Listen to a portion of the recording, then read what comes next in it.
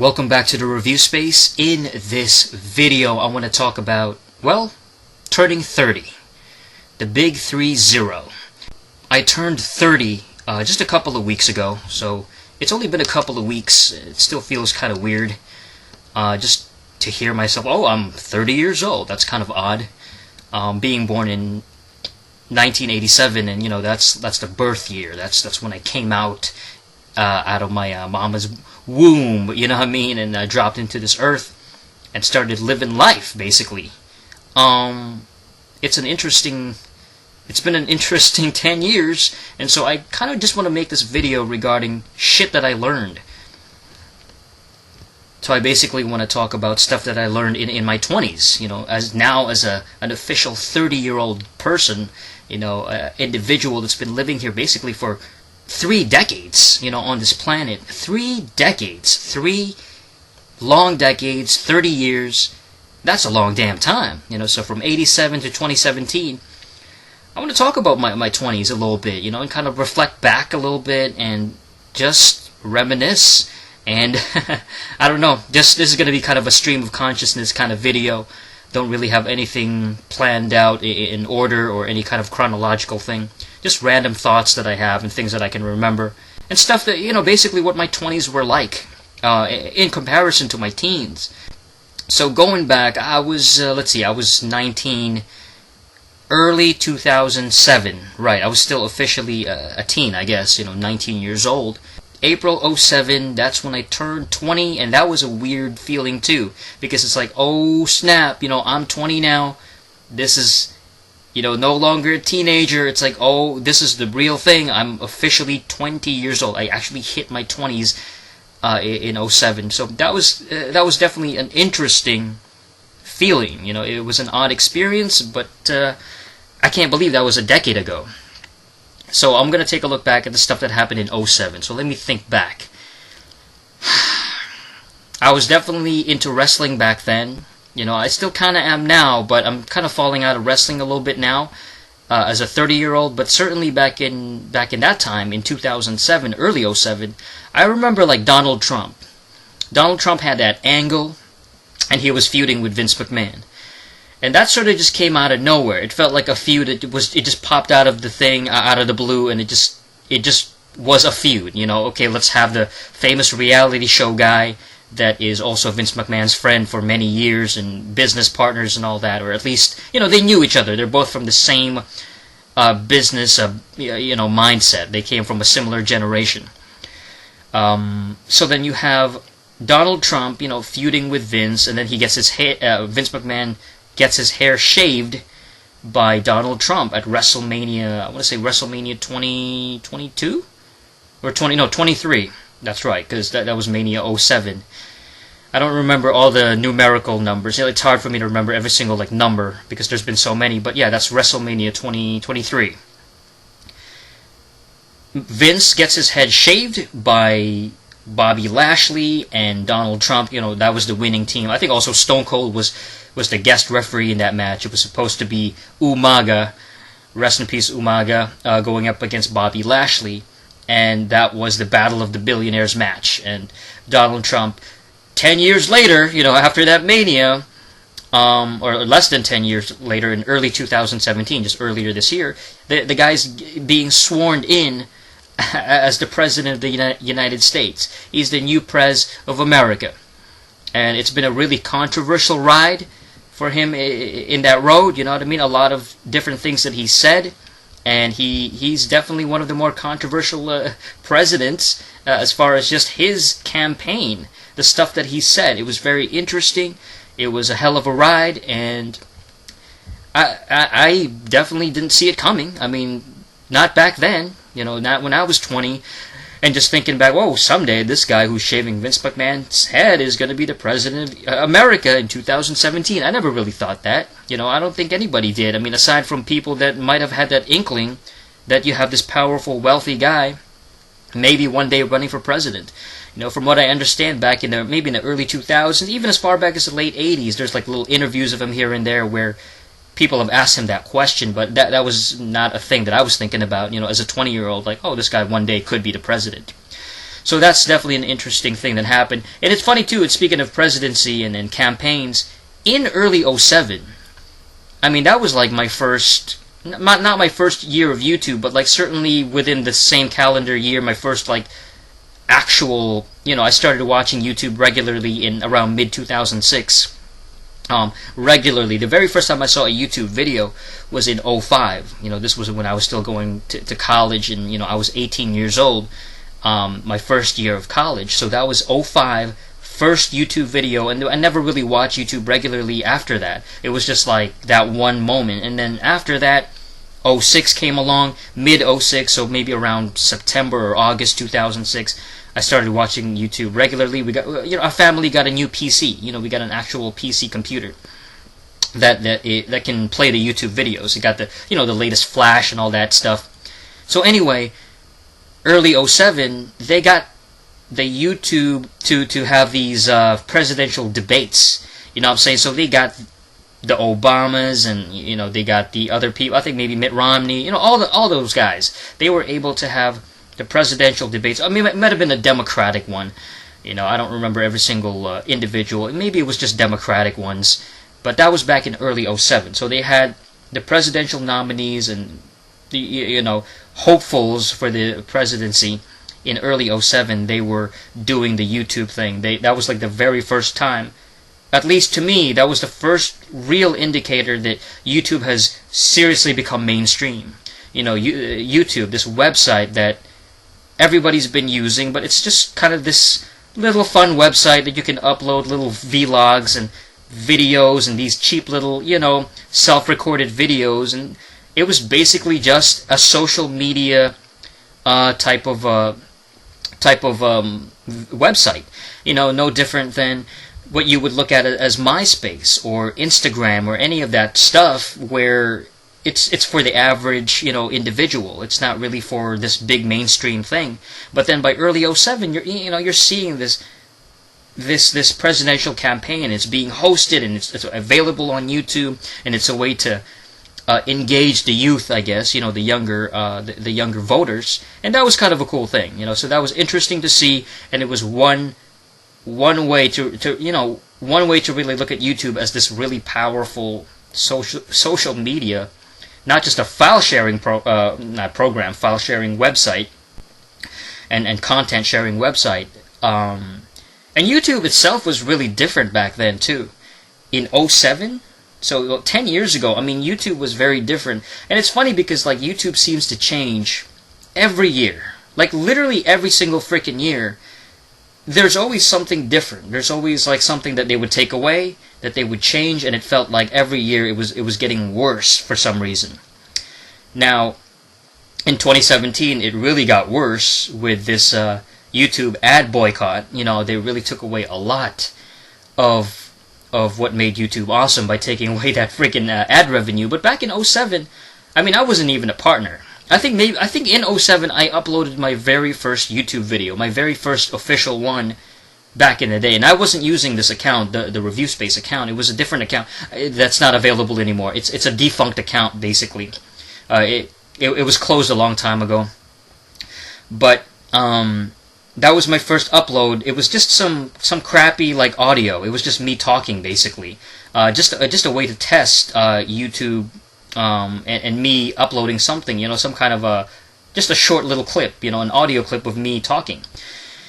And that was the very first time that I uploaded anything on YouTube. Early '07, I want to say maybe March or April, I can't even remember. Sometime in early, like spring 2007-ish. But after that, I didn't make any videos, after I made that initial video. Not a long time after that anyway. But anyway.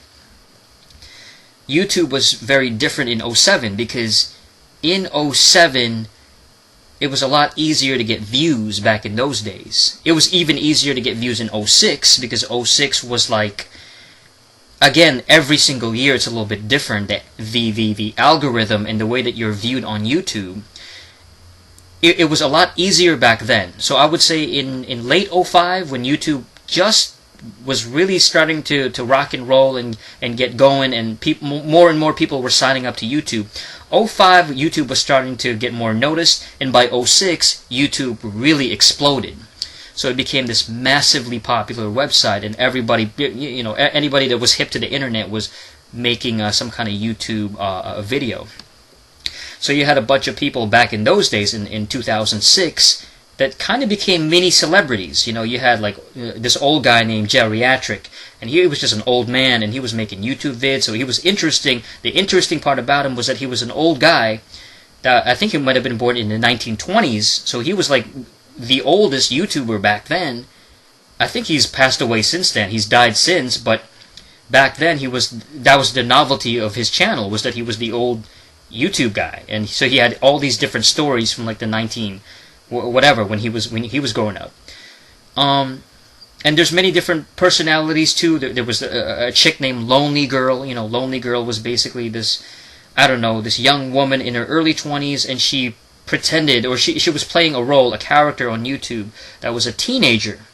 She was a young teen, and she had all these weird, wacky stories, and she was just basically doing a vlog, but it was an actual produced TV show, or not a TV show, but an online internet show by an actual company.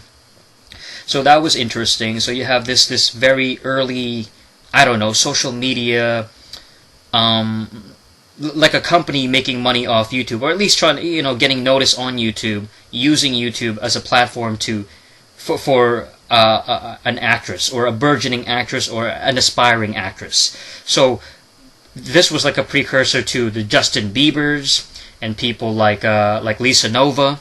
Lisa Nova became she's a YouTube vlogger, but she's a comedy actress kind of thing. She ended up becoming hired by Mad TV in Mad TV's later years.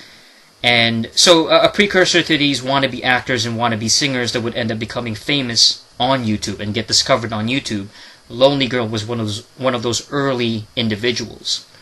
So by '07, YouTube has changed a little bit. In '06, you could make a vlog and become like kind of famous and get like, maybe 5,000 views, 10,000 views per video, and you were kind of a hit. Maybe you had 10,000 subscribers, 20,000 subscribers, and that was kind of a big thing, and you were sort of a mini celebrity. But by 2007, it started. You could see like the corporation, the corporate inner workings starting to really take hold of YouTube. You started to see a bit more presence of like big time companies. You started to see more advertising. You started to see the mainstream really trying to advertise their stuff on YouTube, whether it's famous musicians, famous recording artists, and that sort of thing, where you can find, I remember like back in '07 seeing ads and seeing featured videos by this band called Tokyo Hotel. I don't know what happened to Tokyo Hotel since then, but they were kind of like a pop emo band, kind of thing, at least in terms of their look. These guys from Germany, and they were basically a pseudo-rock pop group that was, they were kind of the cool thing back then. They had a song called, what was it, Something Monsoon? Through the Monsoon or something like that. And it was actually kind of a fun song, kind of a fun little pop song back in 2007 or so. '07, maybe early '08, around that time. And so now you start to see like mainstream acts, mainstream bands, and groups being advertised on YouTube. Before that, like maybe around '06, that really wasn't a thing. You know what I'm saying? That really wasn't it wasn't that common. I think back in '06, there was probably more controversy back then as far as copyrights and that sort of thing, where somebody would upload, music from whatever CD, whatever music label, Sony BGM, and Interscope, or any kind of mainstream type of music. Maybe back in '06, maybe you could get away with that, like your video won't get taken down. But certainly by '07, that's when the YouTube started to crack down, and companies started to basically file copyright claims and stuff like that. So if you uploaded anything with copywritten music, your stuff might get taken down, or any kind of copywritten music or movies or clips or anything like that. Your stuff might get taken down because of YouTube algorithm, and your stuff could be taken down by actual companies. because that's, it is the internet. It's become more mainstream by '07. So yeah, I'm still stuck in '07. It's crazy. I actually wanted to cover the rest of the years, like between '08 and '09 and all the rest of it. I think it's just because it's so interesting. That was like 10 years ago, the stuff that I'm talking about in 2007. But '07 was an interesting year still. It's still like a fascinating year for me personally, because again, turning 20. I remember, like, oh my God, this is one of those things where, because of the internet and the way that things were changing and technology was changing, I think '07 might have been one of the final years that I actually burnt a CD. I actually used that. Let me go backwards. All right. So as far as burning CDs, in the late '90s, when I was a kid, when I was around 11, 12, 13 years old, something like that, probably 12 or 13, in the late '90s, early 2000s, back in the day, we started seeing these file sharing websites on the internet, and that was started by Napster. It was basically a program. I mean, I guess maybe now you might call it an app or something like that, but back then it was just a program, and it was a file sharing program where you could upload MP3s, video files, MPEGs, that kind of thing on this file sharing program, and then you can have other people that have the same file sharing program basically share that file. So I can send my MP3 music that I ripped from a CD, or video clips that I ripped from whatever movie or whatever CD or whatever, and share that on the internet through this peer-to-peer file sharing program, such as Napster. Napster was the first one to really get that going. Late '90s, early 2000s, Napster got sued. They got sued by like all the music corporations, the companies. They got cracked down upon, especially by bands like Metallica. These famous mainstream bands started to crack down on Napster. So Napster kind of died, but its legacy was that by the early 2000s. So now at this time I'm in high school. 14, 15, 16 years old.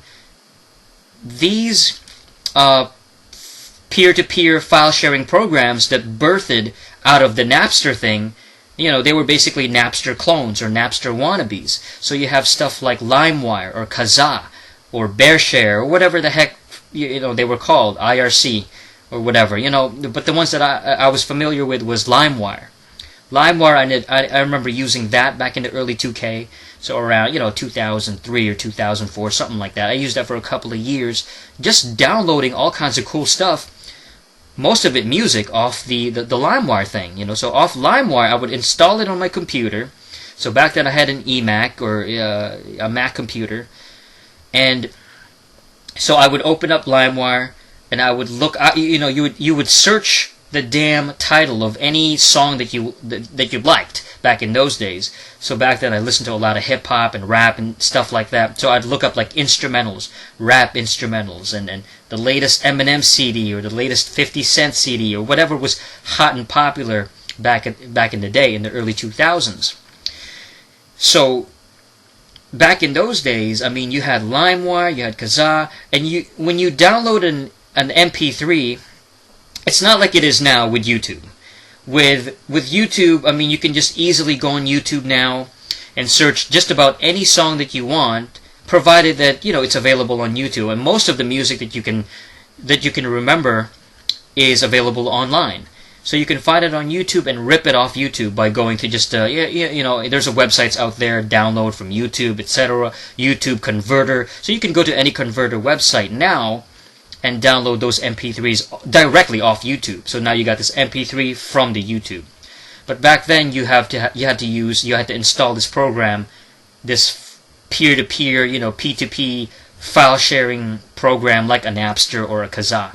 So when you have an MP3 file, you can store it in your iTunes. So you got a little iTunes playlist going, and you can burn that stuff on a CDR, which is basically a blank CD. Back in those days, in the early 2000s, you would buy blank CDs from the store, so from Best Buy or freaking I don't even know what's the other one, Staples, something like that. Some kind of area where you can buy like electronics and stuff like that. And you'd buy these blank CDs, and you would burn these MP3s on that disc. You know what I'm saying? So you basically have this music CD full of burnt music or stolen music off the internet, off of something like a LimeWire or a Kazaa or whatever. And so that's how we listened to music back in those days, is we burned just about everything on a CDR, on a blank CD, and we listened to it back in the early 2000s, early mid 2K, on a CD player back when we still used those big CD players. And those have pretty much gone extinct now too, because of the iPods, and then the iPod became like smartphones, and that not became them, but like that the generational technological advancement and the evolution, and now everybody has a smartphone. You don't even need an iPod anymore. So going back to '07, as far as the music and all that, as the MP3s, what was I talking about? Yeah, so you could upload the MP3s instead of using the peer-to-peer stuff. You would upload them on YouTube now. So now you could upload some of those music on YouTube back in '07, 2008, around that time. But eventually, I mean, that stuff died down too. It became a copywritten thing. Because of YouTube's algorithm, they eventually installed some kind of algorithm thing where they can basically sense anything that you uploaded that had some kind of copywritten material that could be detected by YouTube, whether it's some kind of movie, some kind of music. And speaking of movies, back in that day, 10 years ago, like in '07, you could watch movies on YouTube. You know what I'm saying? You could actually go on YouTube and watch full movies there, because people would actually upload full films, but they would be divided in different parts. Back in the day, YouTube had a limitation in terms of uploading the length. So they would have, it was like I want to say 10 minutes, like a little over 10 minutes, maybe about 11 minutes, not quite, 10 minutes and like 54 seconds of that was the length of the video. Was around 10 minutes and 54 seconds. So just underneath 11 minutes was the limit for most YouTube channels, unless you were a YouTube channel from like 2005, like really early on when they had no limitation. So people that signed up really early, like sometime in '05, they had unlimited time way back in the day. And then eventually they have that 10 minute, 54 second limitation for the most part. So, you know what I'm saying? People would be uploading these movies on YouTube, and it would be parts. So it'd be like part 1, part 2, part 3. So it would go all the way up to like part 11, part 12, etc. This full-length movie. So whatever film it is, I remember watching Fight Club on YouTube back in, it must have been around '07. You know what I'm saying? Like around 2007, like Fight Club. I remember seeing Fight Club on YouTube. And it was all, separated in different parts. Part 1, part 2, part 3, and they were all like 10 minute, 50 seconds. One would be 10 minute, 45 seconds, etc. Within that 11 minute time limit. I remember watching City of God on YouTube. City of God is one of the best movies from the 2000s, and that's an amazing film. And this was before I had it on DVD and all that, but yeah, great movie, great film. But I remember seeing that on YouTube. It's you can't find that now. You really can't find movies now on YouTube, aside from the pay to watch, pay-per-view kind of YouTube videos, where it has a price tag on it. Now you'll see like a link to a movie on YouTube, but it's like you gotta pay $2.99 or $4.99 or something like that in order to actually view it. But back then they didn't have that payment system. It was basically just you can upload whatever the heck you wanted. And eventually those movies went away, as the years went by. By '08, '09, those movies just started disappearing. I remember seeing a lot of like Korean movies, from Korea, like Korean dramas or K-dramas and K-comedies, Korean films, comedies, dramas, etc., etc., back in around that 2007, 2008 period. So there's a lot of cool stuff that was available back in those days, about a decade ago, 10 years ago, 9 years ago, on YouTube. So in my early 20s, YouTube was actually, it was dope. You know what I'm saying? It was popping. They had a lot of cool stuff you could upload. There was more freedom back then. But of course, because of the corporations with the copyright infringement and all that, and filing lawsuits and things like that, you can't really do that anymore. You really can't upload copywritten material anymore, at least not to a certain length. You can upload, I'm sure you can upload a really small clip still, but back in those days, you could upload full movies and full songs and full albums and stuff. It's funny because as far as music, there's still a lot of music on YouTube. I'm sure most of it, if not all of it, is detected by some kind of copyright thing, where it's like, oh, this video is monetized by the copyright owner, etc., etc. So it is detected, but there's still a lot of music that's available that hasn't really been taken down off YouTube. There's only a few, like a few companies will take your stuff down, but for the most part, most of the music has kind of retained, but the movies have definitely they have disappeared, because that's content. Whether it's movies and TV shows and stuff like that, actual visual content and some kind of something with a license, some copywritten movie or TV show, they've all pretty much been taken down.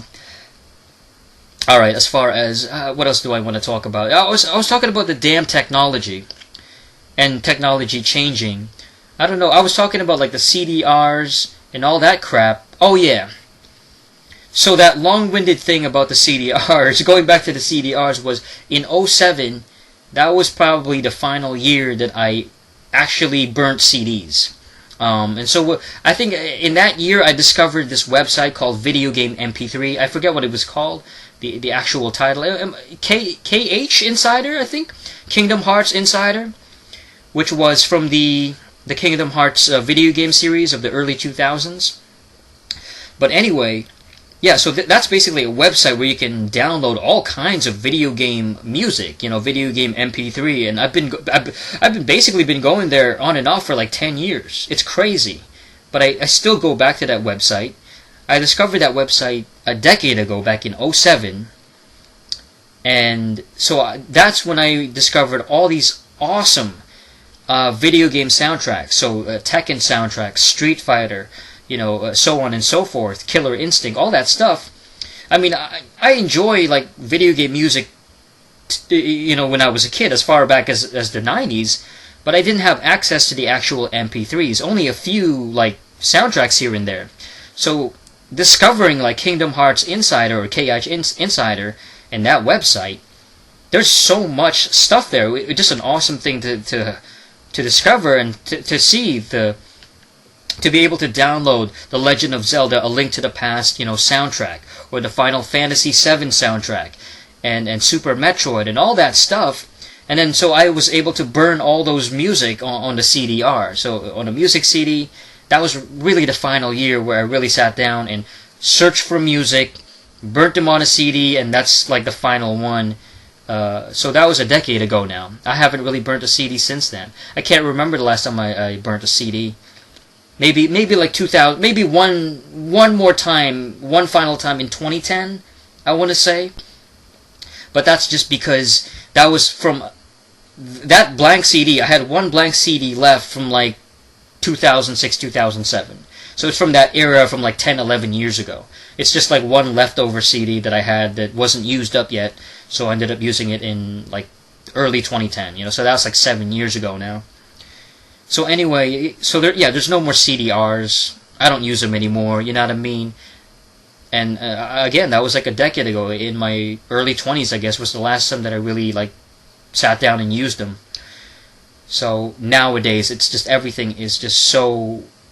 It's just like laptop. I just download everything to my laptop. Everything is just on either that or on a smartphone or something like that. I mean, Jesus. It's kind of sad because they're not on hard media anymore. Not really. I mean, you can have all the micro discs in the world. You can store everything on your phone. But if your phone, I mean, you lose your phone or your micro disc or whatever, your MD gets destroyed or whatever, or your computer shuts down and gets damaged, I mean, that stuff goes away. So you don't have that on hard media, on hard disk. You don't have it on a CD or anything like that. So you don't have the actual. You can't go back and you can't store it on hard media.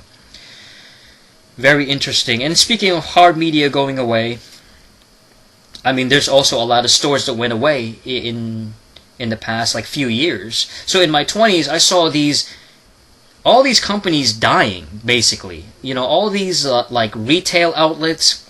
I saw like freaking like Future Shop went away. We got a Future Shop here in our city, and that went away. You know what I mean? Like it just disappeared because it was right next to a Best Buy. I remember like the very first time that Best Buy popped up in my city was like around 2006, early '06. But I remember them building it, or not building it, but like just preparing to open up a Best Buy in early '05. But anyway, all those businesses went away. It's like a lot of that's like Future Shop went away. They sold music CDs.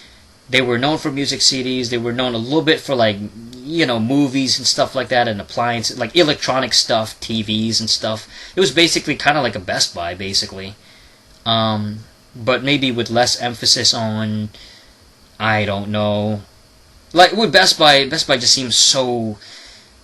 It's like blue. It's like a blue brand, and there's something a bit more inviting about it. Future Shop seems a little bit more uppity and stuffy. I don't know. Maybe that's just my impression of it, but Future Shop went away. HMV went away. HMV is basically this music store that sold a bunch of CDs. So there you go with the hard media going away too. HMV was basically a store that predominantly sold music. So it's like music CDs. That's the first time that I ever bought a CD was from HMV back in like early, I don't know, 2001, I think, like early 2001. So I was a teenager. That's when I really started to get into music, because, I mean, back in elementary, I liked some songs, but I was never really a big fan of music. I didn't have a lot of CDs or anything like that. I really wasn't into that. It's not that I didn't want to listen to it, but I didn't have access to it. I didn't have a CD player back in the 90s, you know what I mean? It just wasn't, I don't know. My parents just never bought anything like that for me, you know what I mean? It was always just video games. In the 90s, it was all video games. Nintendo, Super Nintendo, Game Boy, Pokemon, N64, that was my ish back in the day, in the mid-late 90s. But by the early 2K, it was all about music, you know what I'm saying? So music was my thing as a teenager. I mean, everything was music. I mean, it was like day and night. I would listen to music. It was just the constant thing. Like, people would watch TV for entertainment, or they would go on the internet for entertainment. My entertainment was music. It was always music. And hip-hop was predominantly my stuff. That's why, like, when you go to my channel, I got a lot of passion for music, you know what I mean? I have all these, like, verses in the decades. 80s versus 90s music. 90s versus 2000s music. 2000s versus 2010s music, so on and so forth. The 70s versus the 90s. I love that music stuff. I just love listening to music. It's always entertaining, and it's always there. But anyway, as far as in relation to YouTube and all that stuff, actually, this isn't even about YouTube. I don't know why I'm focusing so much on YouTube. I'm talking about my 20s and like what I learned in my 20s. So, changing the topic a little bit,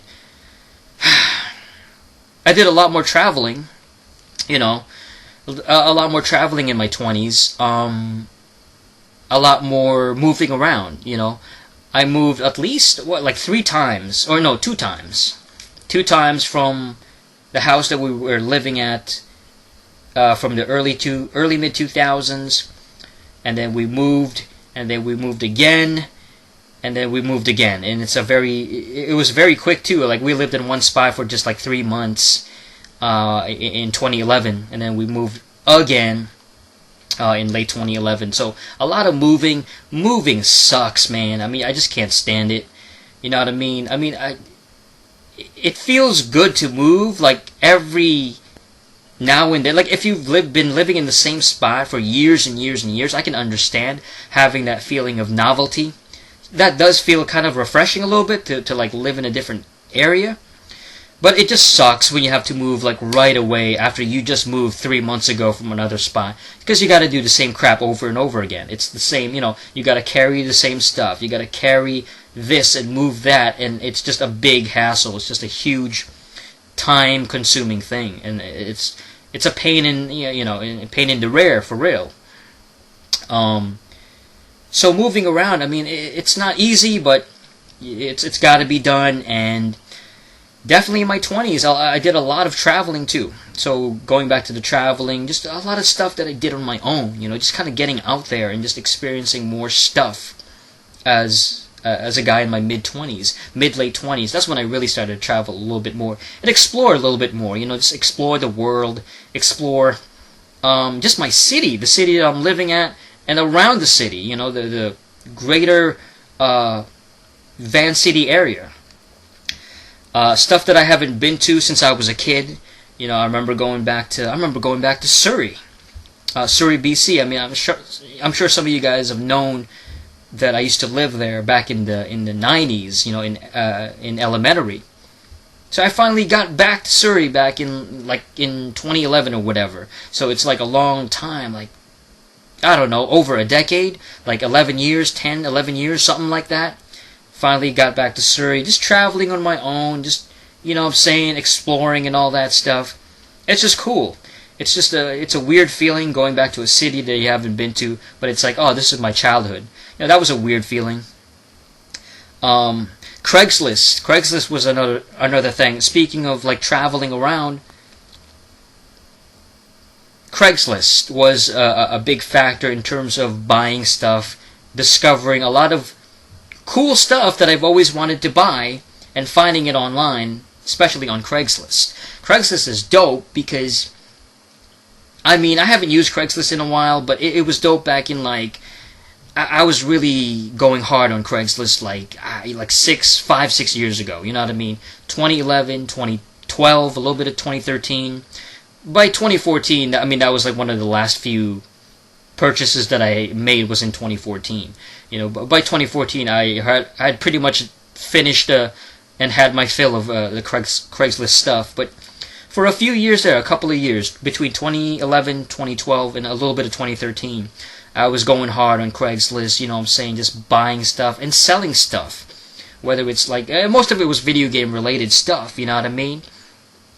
Most of it was gaming products. So I would buy video games, I would sell video games, I would buy consoles, I would sell consoles and stuff like that. So it was really cool. And you find a lot of awesome deals, on Craigslist that you wouldn't find anywhere else. Not on freaking EB Games, not on any gaming store that you'd find, a Best Buy, forget that,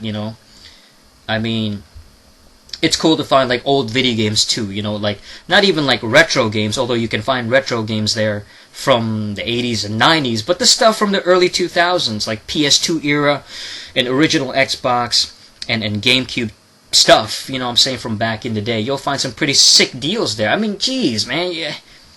I highly recommend it to anybody that's young, that doesn't have a lot of money, and that is willing to find some really cool deals on video games. I would highly recommend Craig's. But the crappy part about this, the worst part about it, was the traveling. I really hated traveling specifically for that.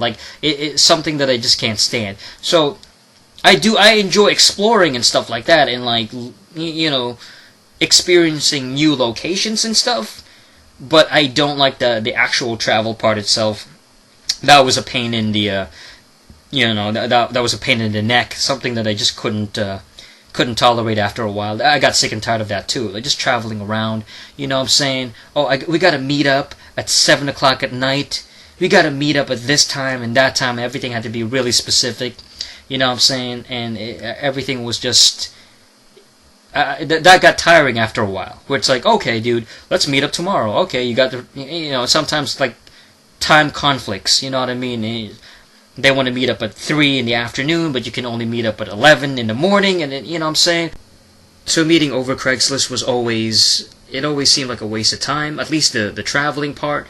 But it was cool meeting different people, though. You know what I mean? Like on Craigslist, you get to meet certain people that, if you were selling video games or buying video games, then you'll meet, more often than not, like-minded people, because they're trying to sell you, similar products that you're interested in. And so if they're into video games, just like you, I mean, I remember, like meeting certain people where you would just sit down and have a conversation with them for like an hour, or 30 minutes, 40 minutes, an hour would just go by really quickly, because you're just sitting there talking to this other person, talking to them about video games or pro wrestling, something that you're both interested in, and you can just BS for like 30 minutes or half an hour straight, and just talk about the same stuff that you're interested in.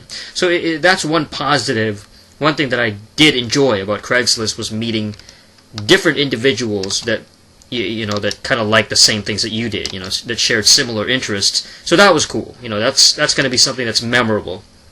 But anyway, Craigslist, though, again, I recommend it to anybody that's interested in cheaper video games and looking for basically deals, decent deals on systems, decent deals on titles that you really won't find on the main stores, unless you go to a store that sells old school games or past generation legacy games from 10, 20, 30 years ago. And those are very hard to find, especially at this day and age. I mean, here in the in the Vancouver area, there's really not that many stores out there like that. I mean, it's kind of it's just harder to find stores that sell those kind of titles, and so you're gonna have to try your luck at Craigslist. Go to the wanted section and post video games that you're looking for. Hey, I want this, I'm looking for this, I'm looking for that, I'm looking for this game, I'm looking for this game on whatever system that you want. And so, man, I got some decent deals on Craigslist. I mean, just looking back on it, as far as getting a $40 PS2 with like a bunch of games. This was back in 2011. It was just a bunch of games with all these different titles that were pretty decent games too, and it included a bunch of other like PS1 stuff. And on the other hand, I was able to resell some of that stuff that I bought too at a pretty decent price. I remember getting Tomba 2, the second Tomba game, which was, I guess it was relatively rare. It's kind of hard to find, so I was able to get rid of it for like like $20, something like that. Along with a what's the other one? Crash? Was it Crash Bandicoot? Yeah, one of the Crash games on the PS1. But anyway, yeah, Craigslist is dope. I mean, you can find all kinds of cool stuff on there that you would not find pretty much anywhere else, because you're talking about real people out there in the big city that have this stuff just lying around that they want to get rid of. I just don't like the travel aspect of it. I don't like meeting somebody at a specific time. That is something that I do not enjoy, and it's like I've done my time. I've been through the trenches basically. I've done my time. I don't want to do that anymore. So as far as Craigslist, I mean, I can't even remember the last time I bought anything off Craigslist or sold anything. I think the last time I sold something off Craigslist, I want to say technically the last time that I did sell something, that I got rid of something, was last year, 2016, maybe around October or something like that, maybe November, something like that, when I got rid of my DS. I got rid of the DS Lite, the one that I show here on my channel, which is basically, it's the one that I review certain games on it, the one that I play certain games on it, the Pokemon Blacks and all that stuff. I actually got rid of it along with the rest of my Pokemon games, because I didn't really play it that much anymore. And the only reason why I got a DS Lite to begin with was to play those Pokemon titles, the Pokemon Blacks and the Pokemon Platinums and all that. And I realized, you know what?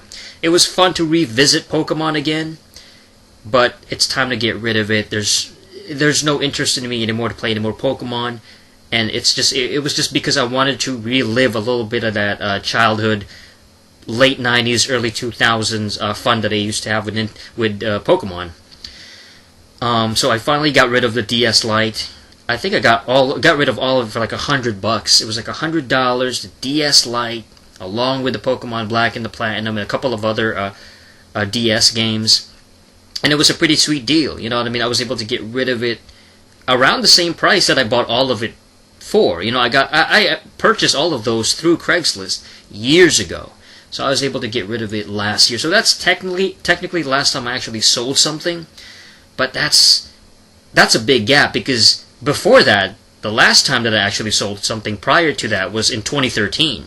So you're talking about like a 3-year gap from 2013 to 2016 last year. So you know, I don't really sell stuff on Craigslist a lot anymore, and the last time that I bought something off of Craigslist was probably in 2015. So late 2015, I got a new laptop. It's obviously you know, a used laptop, but it's a pretty damn decent condition. Yeah, laptops, I mean, they're just absolutely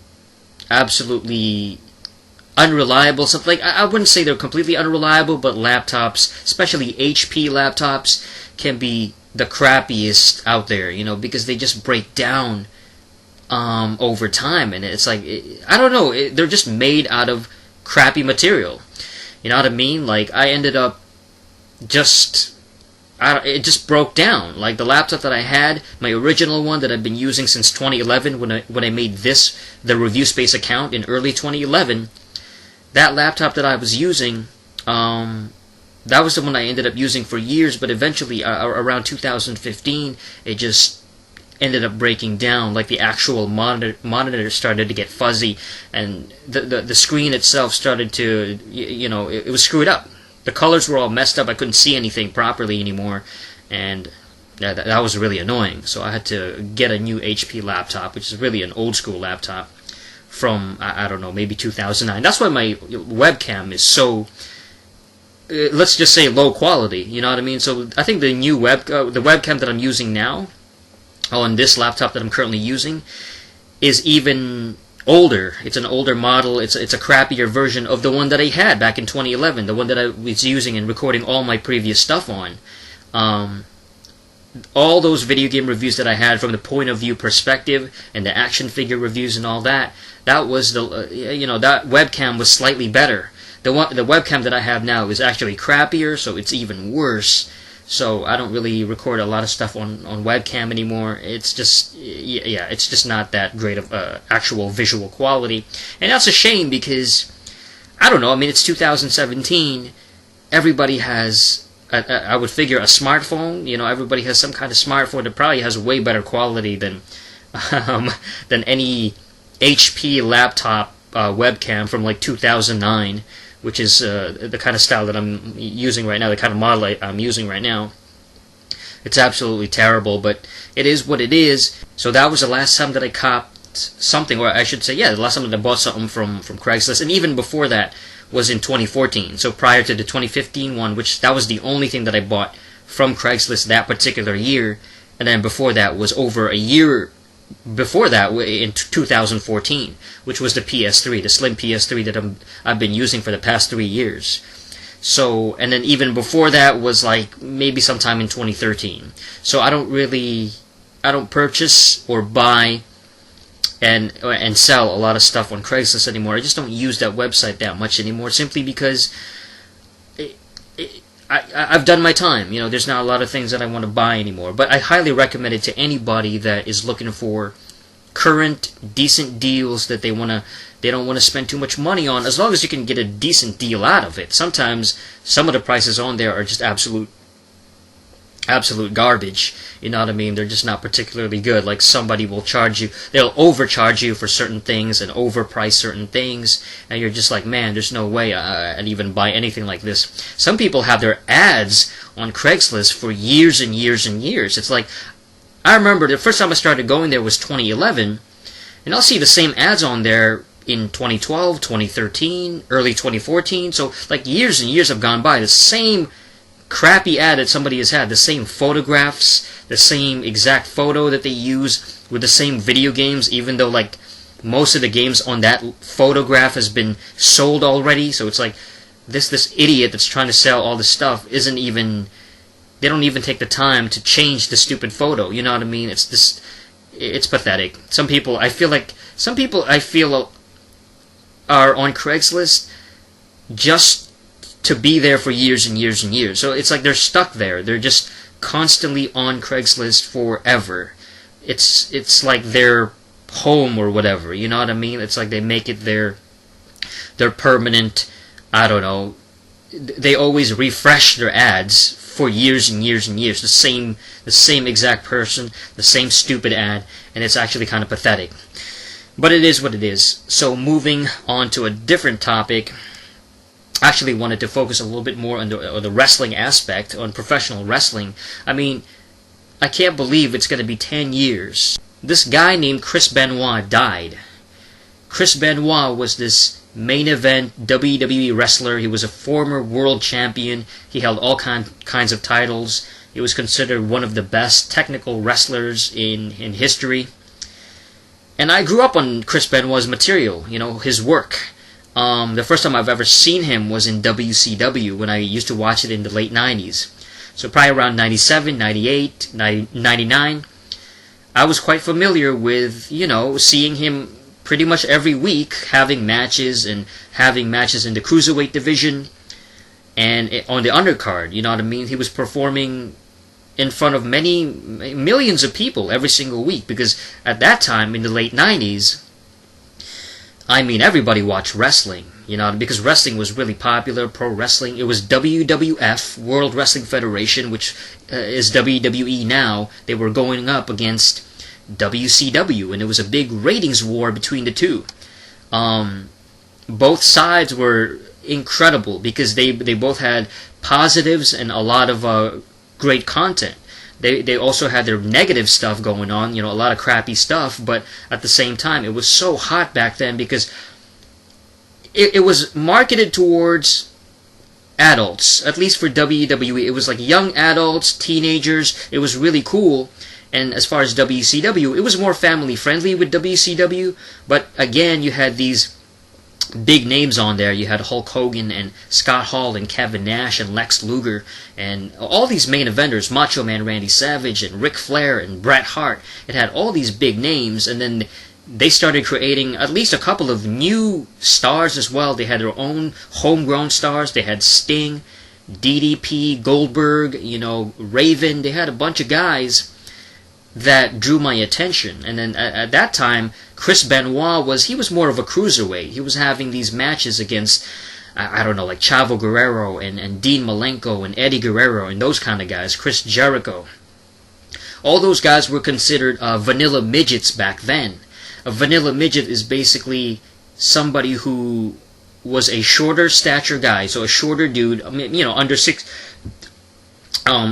feet tall, and kind of a lightweight or a light heavyweight, you know what I mean? Somebody who was under like 200 pounds or just around that weight. So around 6 feet, 200 pounds, and even smaller than that. So 5'10", 5'7", 170 pounds, 180 pounds. Those guys were considered vanilla midgets because a lot of those guys were amazing in the ring. A lot of them were very athletic, like Chris Benoit, but they were seen as they had no charisma, they had no personality, and they were bland. They were basically vanilla, so they were called vanilla midgets by the bigger guys like Kevin Nash. Kevin Nash is a big guy. He's like 7 feet tall, and he became a main eventer back in WWF as Diesel, and he has a lot of personality. He's a very funny guy. He can cut a great promo, but in the ring he was very limited. So there was a time when it was just the bigger guys with a lot of muscle or a lot of size that were pushed instead of the smaller guys, like a Daniel Bryan or even like a CM Punk, the smaller dudes that were putting in a lot of work and great in-ring, a lot of great athletic ability, but they weren't showcased as far as personality-wise. They weren't involved in like amazing storylines, and they weren't the focus, basically. They were just spot monkeys and workhorses. As far as vanilla midgets is concerned, I'm not too crazy about somebody being too, being big or anything like that. I do think it's more convincing if somebody is like over 6 feet tall, 6'5", 6'6", 7 feet tall, and has a lot of muscle or whatever, just a big size, and is a heavyweight and is very talented, can work the mic and cut a great promo, and can also perform in the ring. There is something to that. That's very valuable for a wrestler, because that makes that person a beast, kind of like a Brock Lesnar or a Goldberg, or who's somebody even more talented than those guys. I'm trying to think, like a Vader, you know what I mean, Big Van Vader, or Undertaker. Undertaker's definitely one of the best big men of all time, for sure. But as far as Chris Benoit, he was able to become a main eventer in WWE when they finally went there as part of the Radicals. So it was him, it was Chris Benoit, it was Dean Malenko, Eddie Guerrero, and Perry Saturn. So it was these 4 guys that were kind of just pigeonholed as cruiserweight guys in WCW. And by early 2000, I remember this when I was a kid. I was maybe around 12 or 13 years old. In early 2000, they finally debuted on Monday Night Raw. So they were on WWF television. They deflected from WCW. Is it defected? Whatever. They left WCW and basically went to WWF, which is Vince McMahon, and now the WWE. And they made the right decision, obviously, as far as a better career move. They became main eventers, at least a couple of them. Eddie and Chris Benoit, they became champions, WWE champion, world champion. Unfortunately, obviously, the way that they died, Eddie in 2005, which was, I still remember that to this day, I can't believe that's over 11 years ago, and then the Chris Benoit death, when I was 20 years old, a decade ago, 10 years ago, this year. Yeah, it's going to be the 10th year anniversary this year. It's just wild. I never expected anything like that. When I first heard the news, I don't even remember the exact moment when I first found out that he killed his kid, his son, and his wife, and then he killed himself.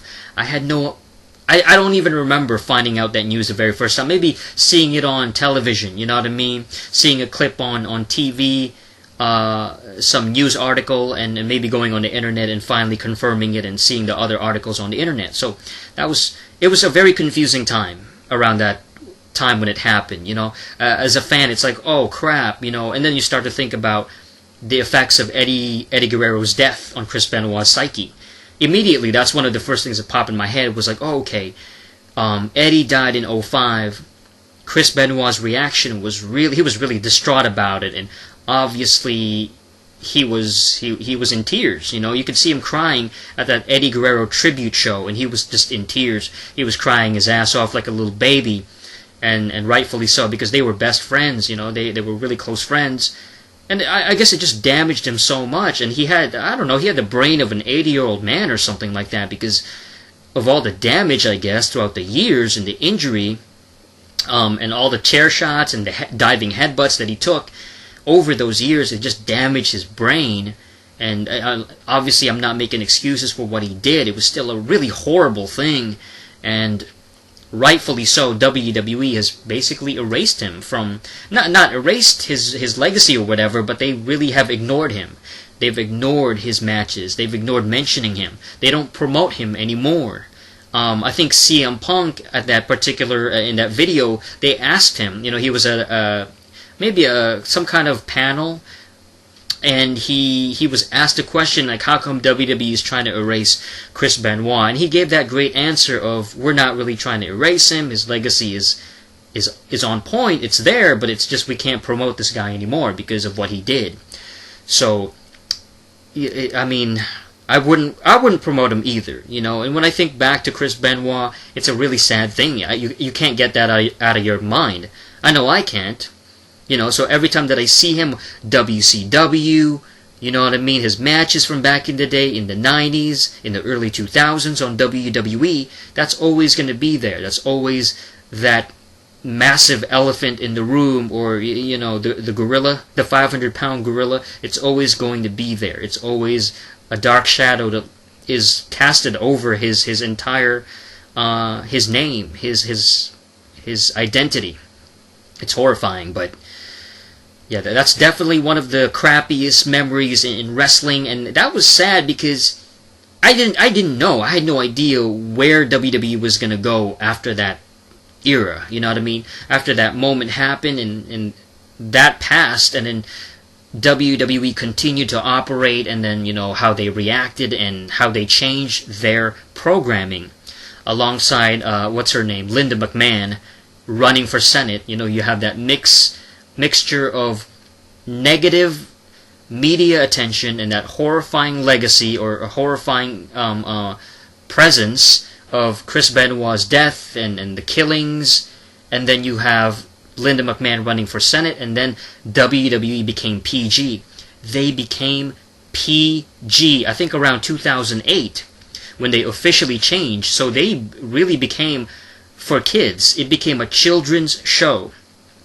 So really for the past 8.5 years, about 9 years this year, WWE has been marketed for children. It's been very simplistic and very, not even simplistic, but dumbed down for little kids. So it's been aimed towards a very simple-minded, very dumbed down product, and I haven't been enjoying it for the most part. I really have. I can't watch a full episode of WWE Raw anymore. SmackDown here and there I can still tolerate.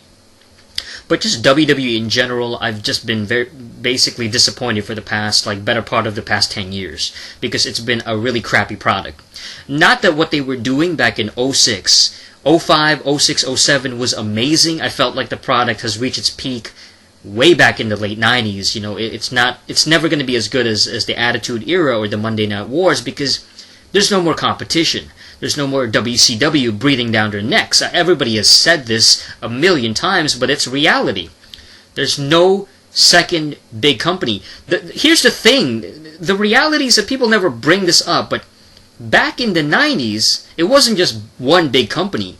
When you think of wrestling now, and in the past 15, 16 years, the wrestling world has only had one giant, which was WWE.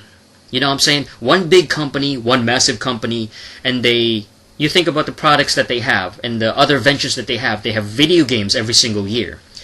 The SmackDown vs. Raw series, the WWE 2K series. They have video games every year. They have a movie. They have all kinds of movies. So their wrestlers appear in movies. They got a WWE films going. And they have all kinds of product, all kinds of pay-per-views every single month. Sometimes 2 pay-per-views a month, But back in the 90s, especially the late 90s, there was 2 big companies. It was 2 giant companies. Not just one, but 2. WCW and WWF. And both of them had video games every single year. They had their wrestlers featured in movies. WCW was doing movies as well. A lot of the wrestlers. So Goldberg was in movies. And so a bunch of their talent in their roster were appearing in films, B-movie films and stuff, but they still had Ready to Rumble and movie tie-ins and David Arquette coming in and becoming champion, a freaking actor. And yeah, you basically had 2 companies that were releasing all kinds of cool stuff that now only WWE is pretty much doing. They're the only company that makes. They have all these different ventures, but back then it was 2 companies. And that kind of competition is really no longer around. And that's what I really miss, is that going back and forth between 2 different channels, 2 different networks, and watching both of them and enjoying them. It was dope back in the day, and we don't really have that hunger anymore. We don't see that aggressive competition. The closest we see in my 20s was when they had TNA. They had a Monday night episodes back in early 2010. They finally started airing on Monday night. I think it was live shows. So it was TNA episodes in early 2010 going head-to-head against Monday Night Raw. That was the closest ever kind of thing that was the closest to Monday Night Wars. And even that one was TNA obviously disappointed. I think their first episode... I remember Jeff Hardy came out, and there was a big orange cage and you couldn't see anything. It was terrible. And they had, I think Ric Flair also appeared there, Hogan, of course.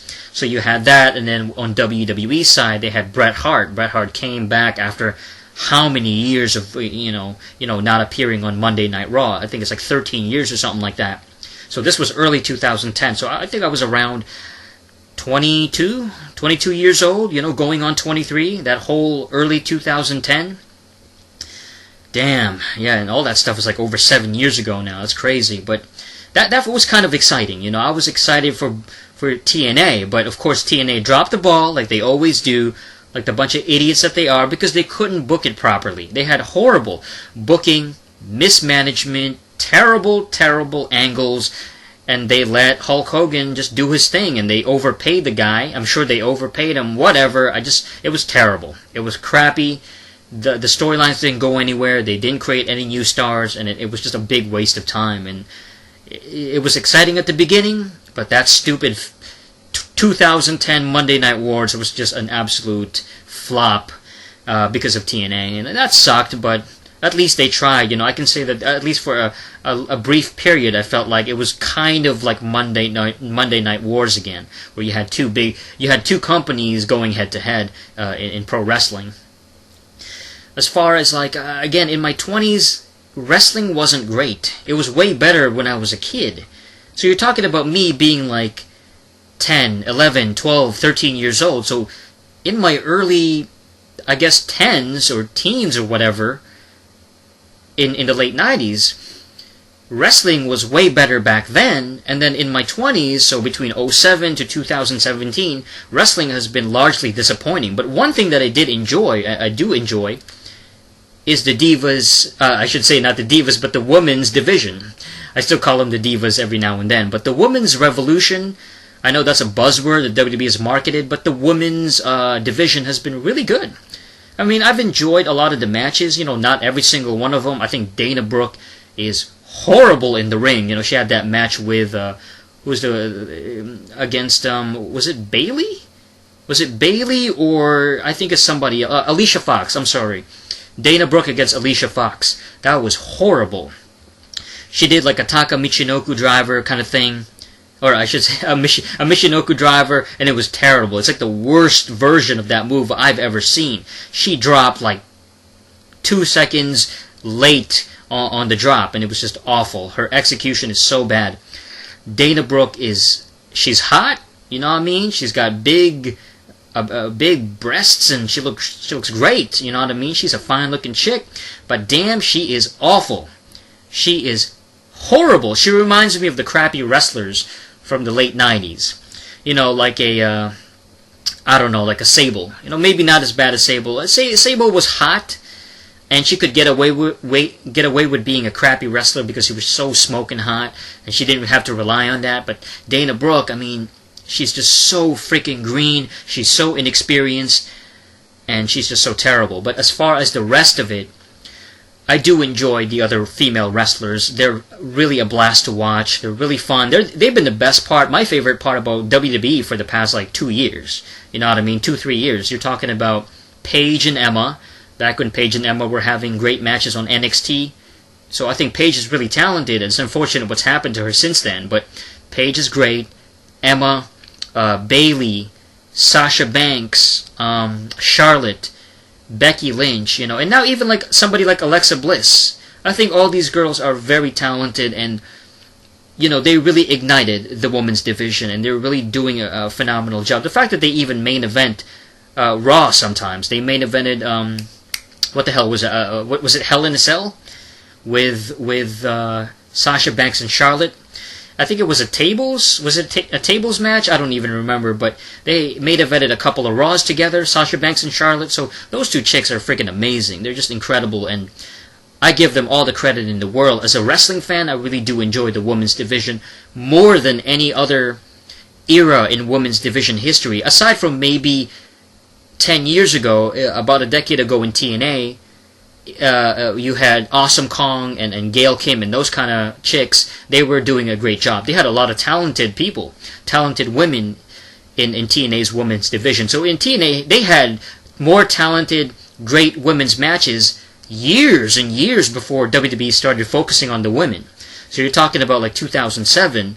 Back in '07, they had Awesome Kong, Gail Kim, who's that chick with the what's her name? That zombie chick. I'm forgetting her name. They had Daphne. I wasn't talking about Daphne, but Daphne's another one. The voodoo chick. Oh God, I can't believe I'm forgetting her name. But she was really hot. She was part of the Voodoo Kin Mafia.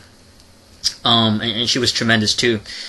She was very talented. ODB was a really fun personality. I really liked her. The Beautiful People were fun. They weren't like amazing in ring, but they were very charismatic. Great personalities and stuff. So TNA's women's division back in '07, '08, it was really popping. They had a lot of talented people there. Yeah, and I do kind of miss those characters. It was, and they weren't limited to a PG rating. A lot of them were calling each other slurs and all kinds of swear words. So it was kind of fun. It was very diverse. So as far as WWE is concerned, my favorite aspect of it has been the women's division. I really enjoyed it. As far as WrestleMania this year, I remember like Sasha Banks coming out to that little, I don't even know what you call it, like a buggy, that little car that she rode in on. That was pretty cool. Her entrance was awesome. Sasha Banks she's a rock star. She's got it going on, and hopefully they keep pushing her. But as far as the overall product, including the men's division and the heavyweight division and all that, I just haven't been excited about it.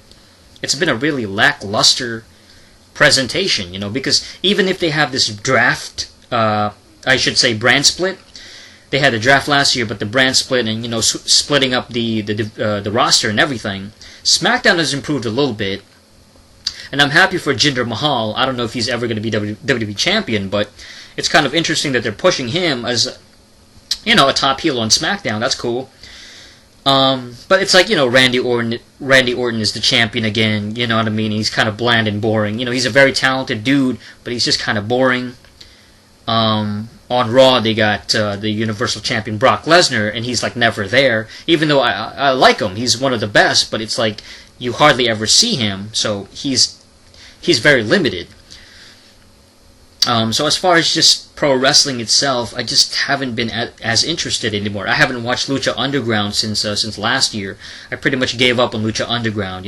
I feel like it's a cool show, but I don't really want to watch it anymore. I feel like it's not getting anywhere. You know what I mean? It's a cool show with all these cool characters, but it's not big time. It doesn't have that longevity, and they'll go off the air for months and months and months, and I just don't want to sit around and wait for that. I feel like it's like, okay, like Lucha Underground is gone again, and everything is pre-taped. Everything is pre-taped, so it feels like, oh, okay, all this stuff already happened, so I'm watching something that's old. It's not live, and I really miss that live feeling, that live show when you can watch it as it's happening. So I still love Lucha Underground, but I don't watch it anymore. I liked it. The first season was great. Second season was decent, and the third season I just kind of stopped watching it. Yeah, I think I'm pretty much. I'm in my 30s now. Early 30 years old, early 30s, and I think I'm just gonna stop watching pro wrestling altogether. At least for now. I can see myself. Maybe a year later, maybe next year, maybe in 2 years, who knows, maybe I'll get back into it, but I feel so burnt out watching it, like I just don't care anymore. I don't give a crap anymore. It feels like nobody is important. Nobody's important. The champion isn't important, the matches aren't that important. Nothing draws me in, especially WWE, and I just don't care anymore. I don't want to watch wrestling anymore. I'm just sick and tired of the whole thing, because I've basically based my life, most of my entertainment has been around wrestling. I'll be watching, I'll be listening to a lot of podcasts. Pretty much 99.9% of the podcasts I listen to is wrestling oriented, whether it's Talk is Jericho, Chris Jericho's podcast, Stone Cold's podcast, Sala Monster, JD from New York. I love all these podcasts, but it's always about wrestling for the most part. So after a while, after 3, 4, 5 years of just listening to nothing but wrestling and watching wrestling and hearing about it and just focusing so much on wrestling, I just don't care anymore. It's like I'm done with it. The product it's not even really that good, so screw it. I'm done. It's a wrap, man. It is a wrap. Alright, as far as, what else do I want to talk about in my 20s? I feel like I've only been talking about like '07 for the most part. Like, oh snap, that was just a decade ago. What about like 2008, 2009, etc.? Maybe, I don't know, video games? That's another big aspect of my channel, is video games. I haven't talked about video games in a while. It feels like it's been at least a couple of years. I don't really talk about video games anymore because, number one, I'm not interested in the current generation, the Xbox One or the PS4 generation. I'm really not that into it. And I still play video games, obviously, regularly and consistently, pretty much every single day, but I just don't give a crap about the actual, making lists and talking about and constantly talking about like the latest news. I'm just not interested in latest current news about video games because it's like I don't care anymore. I've been through it. I've done it. I don't want to talk about it anymore because most video games are pretty disappointing. You know what I mean? They'll hype up a game like a Destiny or GTA 5. They'll hype up all these new games that came out in the past 2-3 years, 4 years, and they'll always hype it up, and it's like they come out and then I go, okay, it wasn't that great. A lot of advertising was promoted, and they gave a lot of money to the advertising, and they really shoved it down our throats. But it's like when you play the game itself, it's like, this game sucks, or it's disappointing. You know what I'm saying? It's not that great. You know what I mean? It's like I'd rather play a game that came out 10 years ago for the PlayStation 2 or the Xbox, the original Xbox, or even something that came out on the PS3 back in like 2008 or 2009 or 2012. Some that came out years ago that I could easily get on, for cheap. And that's another thing that I want to talk about. The PlayStation 3. I've been messing around with the PS3 Slim for like the past 3 years, ever since I got my second one. It's going through a lot of crap right now as far as problems and issues. Nothing like super serious, but it's having trouble reading discs. And that's the problem with the PS3, is that it didn't have that problem before when I bought it the first time. And it didn't have it in my original Slim PS3 back in 2010. The one that I got, my very first PlayStation 3, it didn't have that problem, and now it's starting to have it with the current one that I'm using. It's starting to not read discs properly. When I insert a game disc, a Blu-ray PS3 game, it's not reading it properly, and that's a pain in the neck. That is terrible, and I can't stand it. And the only way to work my way around it, to regiment is to tilt it. I gotta tilt it to a, I guess, like a 45-degree angle or a 50-degree angle, and kind of hold up the one end of it, the front end of the PS3, high up in the air, so that the stupid thing, the PS3 disc reader, I guess, or the laser, will read it. The Blu-ray reader. And it's really annoying. I'm saying? I gotta do this with every single game. And some games will constantly freeze, such as freaking WWE 2K16. It'll always freeze because, again, it's a piece of crap. You know what I'm saying? It can't read properly anymore, so I gotta always tilt the stupid game. The system, I should say. I always gotta tilt it. And I wouldn't have never figured out this solution, to tilt the stupid system, if YouTube wasn't around. So thank goodness for YouTube, because I remember seeing that solution on YouTube. I think it was some kid on YouTube uploaded that fix, which is basically to tilt the PS3 if it's having trouble reading the disc at a 45-degree angle. So I saw that on YouTube, and so thankfully I was able to, get that help and use it and apply it to my PS3. So if you got a PS3 and it can't freaking read discs, you might want to tilt it at a 45-degree angle. So when you insert the stupid game inside, you gotta tilt it at a 45-degree angle from the front. The front is raised So, and then that might be able to read it and, get it going. Because I don't know. I don't know what it is. I don't know. The PS3 has so many problems, and these Sony products, they got problem after problem after issue, glitches after glitches, and overheating and all that garbage, all that crap. It's just a pain in the neck. It sucks so bad. And then when you buy these systems, you don't know that they have it. You don't know, like when you purchase a system, you just expect it to be fine. You expect it to be good. You expect it to be working properly. Like when I bought my 360 Slim the first time back in early 2014, I thought it was going to work fine. I had my fingers crossed because I know how horrible the 360's thing is, that it can break. You know what I'm saying? It can basically get the red ring of whatever and get damaged internally without me even doing anything. It's just the stupid system itself breaking down because it's a poorly made piece of crap. It's a piece of trash because Microsoft couldn't create a proper system if they depended on it at that time. The 360 was a pile of trash as far as hardware is concerned. Yes, it's got a bunch of good games, but the system itself is a piece of turd. It's garbage. My 360 Slim died within like 3 months. I still got my old one, my original fat one, that I haven't used that in about 3 years, but it still works and stuff like that. But the 360 Slim, terrible. It died. You know what I mean? It broke.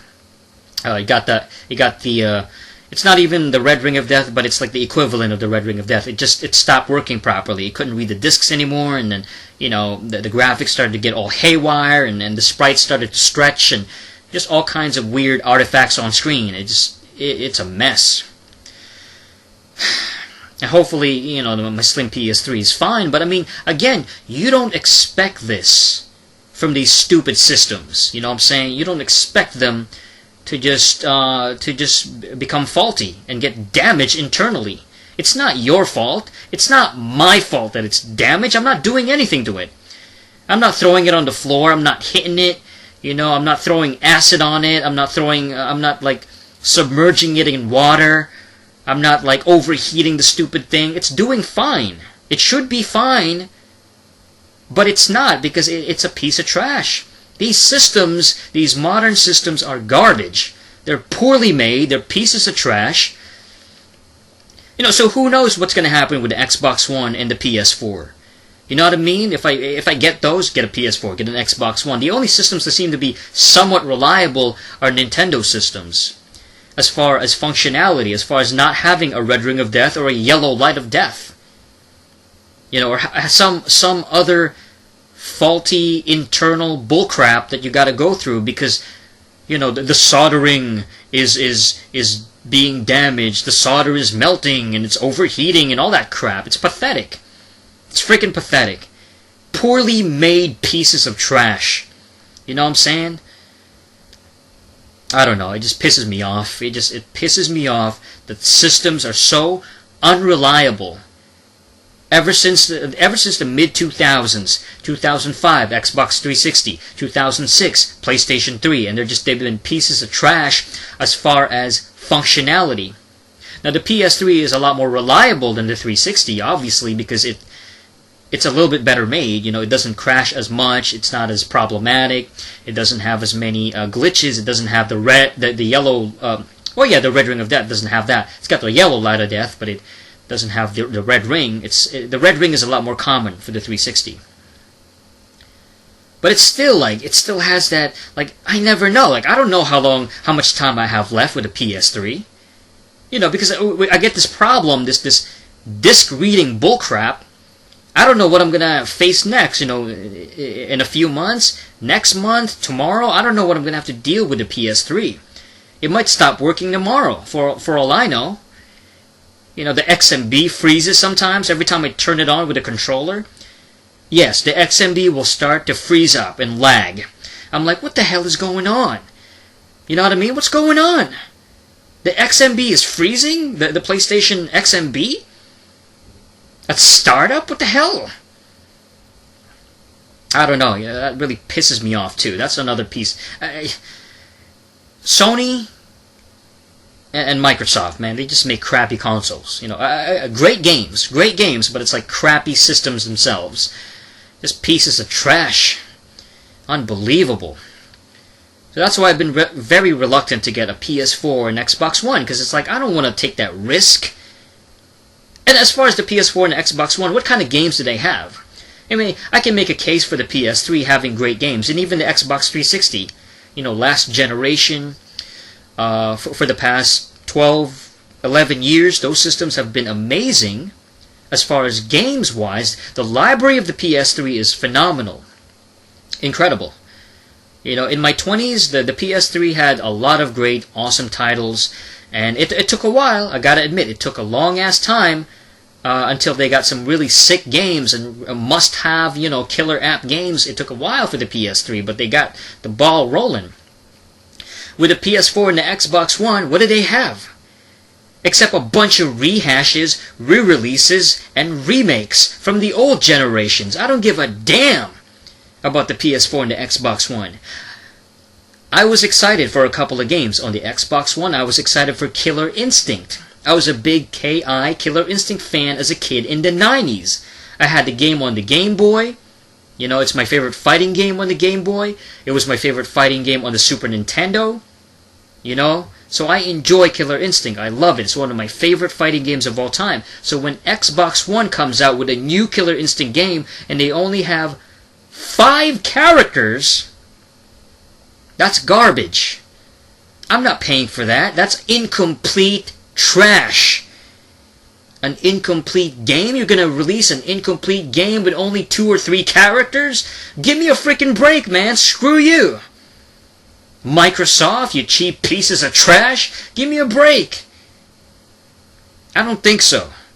And then you're gonna release more characters as add-ons, or, Killer Instinct, the complete edition or whatever. I don't give a crap. It's too late. You already ruined it when you first released it. You know what I mean? It doesn't even have that many characters. It should have like 20 or 30 characters, dude. Damn it. We're talking about Killer Instinct here, and it's like, they just ruined it. Every time, these rehashes, and then we go to the PS4. I was excited. I wanted to get a PS4 for Dead or Alive Extreme 3. As a big DOA Extreme fan, the volleyball Dead or Alive series with the chicks with the bikinis and all that. I love that stuff. I enjoy Dead or Alive Extreme 2. Even Paradise on the PSP I've been getting into recently. I actually got more into it. But with Extreme 3, only released in Japan, can't release it in North America. What kind of BS is that? That was very disappointing. So, screw the PS4. You know what I mean? It came out on the PS4 in Japan. But it didn't release here in North America because I don't know why, the North American rating system wouldn't allow it. I don't know. You know what I mean? They were afraid of the sexual nature of it. Oh, we want to protect the children on some BS censorship bullcrap. You know what I mean? Like, forget that. That's garbage. That game looks awesome. I really want to play that, but obviously I'm not going to get a chance to because it only came out in Japan. So, that's another disappointing thing with the gaming today. I'm tired of gaming today. The modern gaming sucks, and they don't got any new games that's dope that I want to buy, that I want to purchase. What, Street Fighter 5? Street Fighter 5. I made a video called 5 Reasons Why Fighting Games Died in 2013. That was over 3 years ago, and guess what? It still holds up, because guess what? Street Fighter 5, I don't care. I don't give a damn about Street Fighter 5. I played Street Fighter already. It's the same games over and over again. Street Fighter 4, Super Street Fighter 4, the arcade edition Street Fighter 4, Ultra Street Fighter 4. They got 5,000 different versions of this damn thing. Of course, they're going to have the exact same thing on the PS4 and the Xbox One. Oh, it's a PS4 exclusive. Street Fighter 5 is a PS4 exclusive. It's going to come out on the other system too, on the Xbox One when they come out with Super Street Fighter 5 and Arcade Edition Street Fighter 5 and Ultra Street Fighter 5. All that garbage for the next 6-7 years. because that's what Capcom does. They're so goddamn money hungry. Street Fighter to them is just a cash grab, a cash cow. They want to, divide it up over the years and then release it piece by piece by piece and rehash the same stupid goddamn game but with slightly different add-ons and new features. Gaming today sucks. It really does. It's disappointing. Now, if you're a PS4 owner and you enjoy it, that's cool. That's fine. I don't give a damn. That's cool. If you're an Xbox One owner, that's fine. You got a Wii U, that's great. But don't tell me that these systems are the best of all time, and I gotta have it, and I gotta buy it, and I gotta play it. Oh, you gotta get 2K16, or you gotta get 2K17 on the PS4, or on the Xbox One. Screw you! Why don't you kiss my tip? I don't give a damn! Because it's gonna be the same experience, just with slightly better graphics, slightly better visuals, the same problems, the same glitches, the same stupid issues. I gotta buy DLC. The game is incomplete. There's bugs, there's freezing issues. I'm sure of it. Why would it be any different? I don't care about Fallout 4. Fallout 3 wasn't even, amazing. It was okay. Fallout 3, especially playing that game again, after many years that I've had it, Fallout 3 is overrated. It's not a bad game, but it's overrated as hell, and it's very flawed, And Fallout 4 is very flawed. All these games are flawed. They all got their stupid issues. They're just basically last-gen games with slightly upgraded visuals and a little bit more slightly new features. It might have a little bit more stuff going on, but it's more of the same crap over and over again. I can't see, there's no killer apps on the PS4 and the Xbox One right now. I don't see it. I don't see it. What killer app? What must-have title? What GTA 5?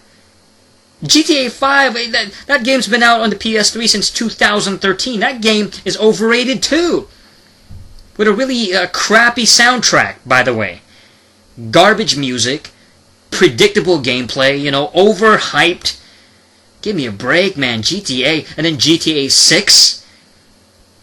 Ugh, GTA 6 is gonna suck, man. It's gonna be disappointing. I shouldn't say it's gonna suck. It's probably gonna be okay, but it's the same thing. You're riding around in the car, in a clunky, Rockstar controls, very clunky vehicles. You're shooting enemies, third-person shooter, the same bull-crap gameplay we've seen since GTA 3 from 2001.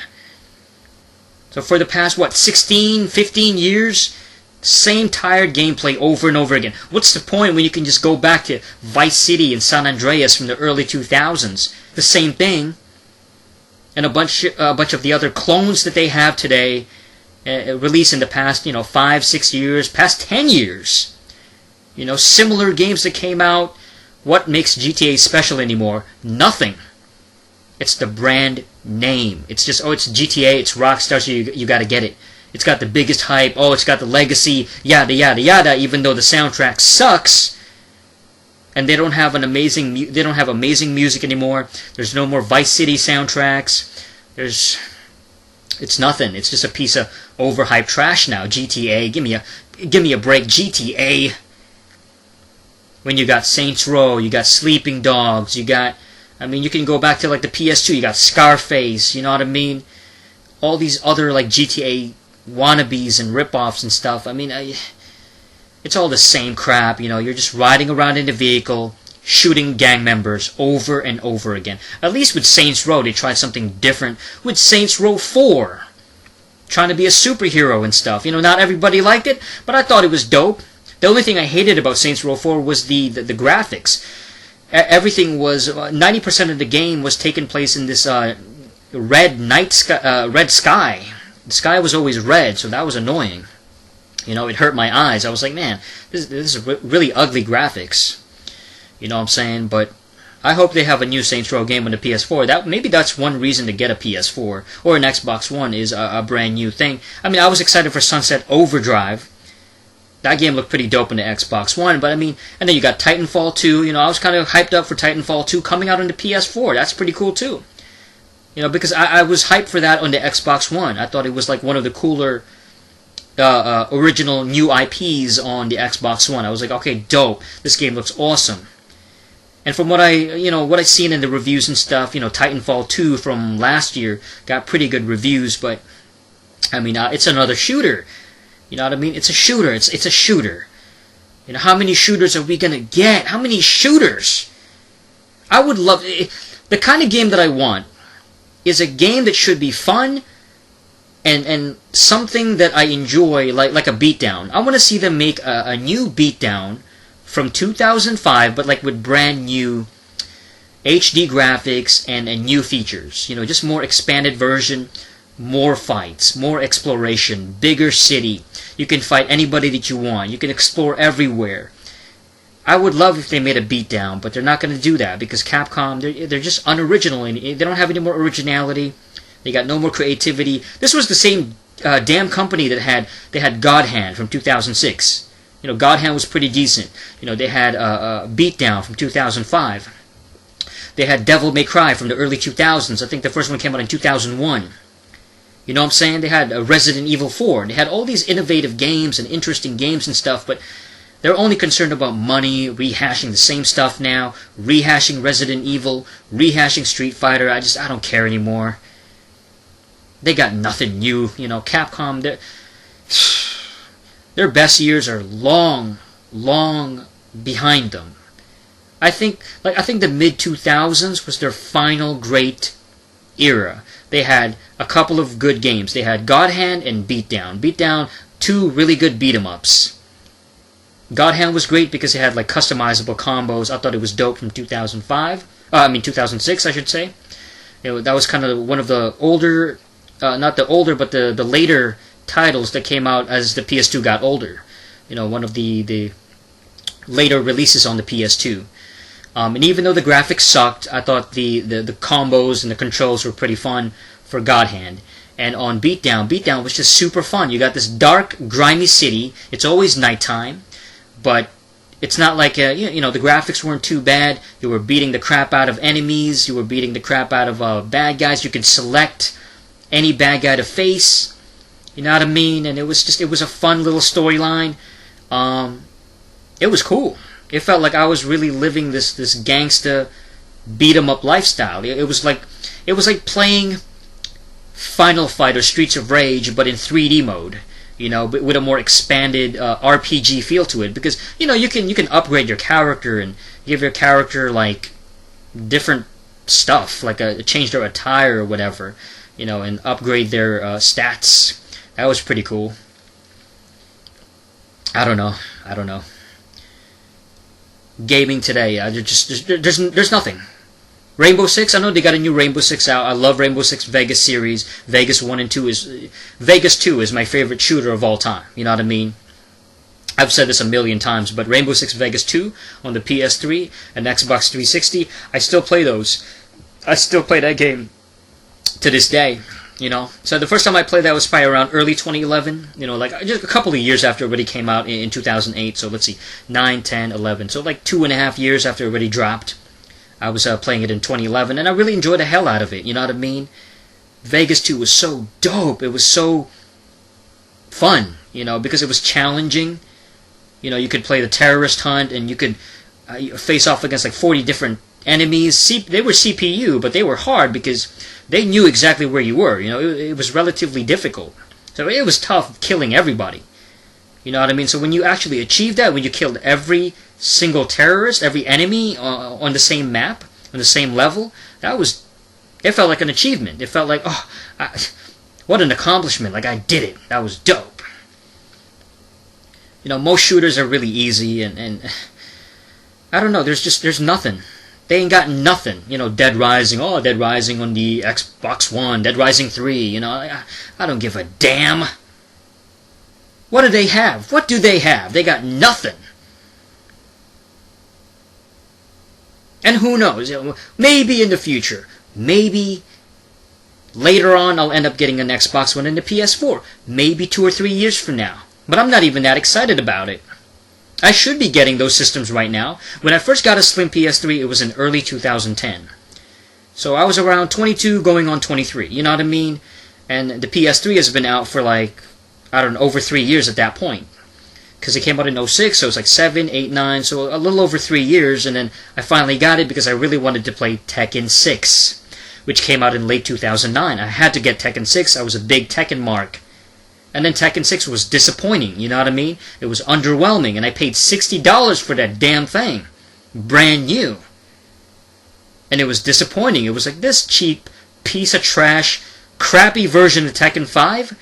You know, it was disappointing. It was a letdown, so I was like, screw this. I'm not buying brand new games anymore. I'm tired. I'm done.